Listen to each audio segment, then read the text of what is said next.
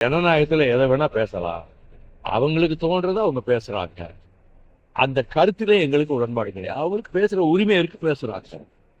நாங்கள் எங்களை பொறுத்த மட்டும் அம்மாதிரி எந்த விதமான நிபந்தனையும் நாங்கள் வைத்ததில்லை, வைக்க போவதும் இல்லை. இது பதட்டம் காரணம் அல்ல.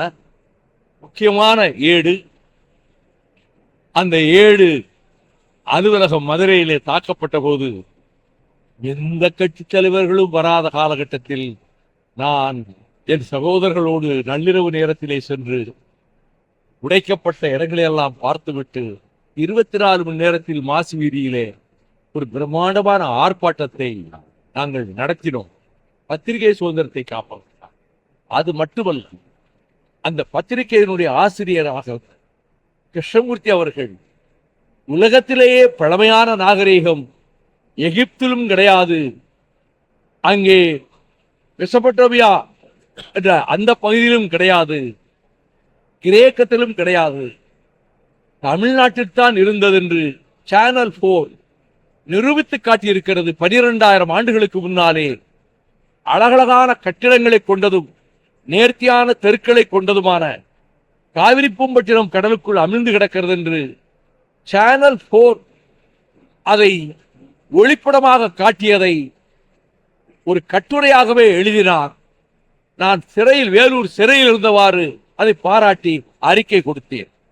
அதாவது பத்திரிகைகளை மதிக்கிறேன். ஆனா எனக்கு ஒன்றும் பதட்டம் கிடையாது.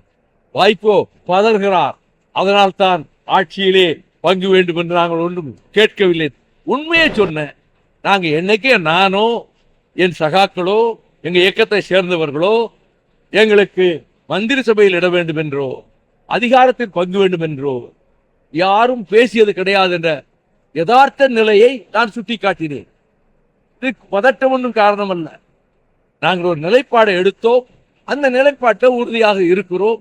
இப்படிப்பட்ட டிமாண்ட் எல்லாம் நாங்கள் வைக்க மாட்டோம்னு சொல்றோம். ஐயா, எத்தனை தொகுதிகள்லாம் உத்தேசமா கேட்பதற்கு வாய்ப்பு? பிறகு அந்த பேச்சுவார்த்தைக்காக ஒரு குழு அவர்களும் அறிவித்து, திமுக தலைமையேற்றிருக்கிற திமுக கழகம் அறிவித்து, நாங்களும் ஒரு குழுவை அறிவித்து, அப்ப பேசும்போதுதான் அதை பற்றி எல்லாம் வாதிக்க முடியும். அவங்களுக்கு அந்த பேச்சுவார்த்தை நடத்துறவங்களுக்கு பற்றியில இப்ப அதை பற்றி நான் ஒன்றும் சொல்ல முடியாது.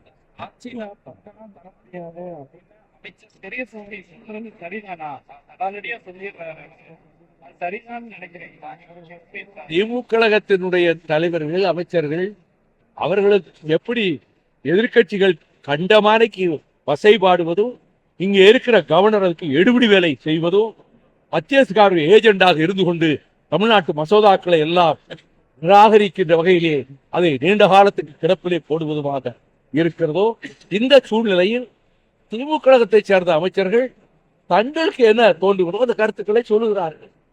அது ஜனநாயக உரிமை. அதை பற்றி நான் ஒன்றும் கமெண்ட் பண்ண முடியாது.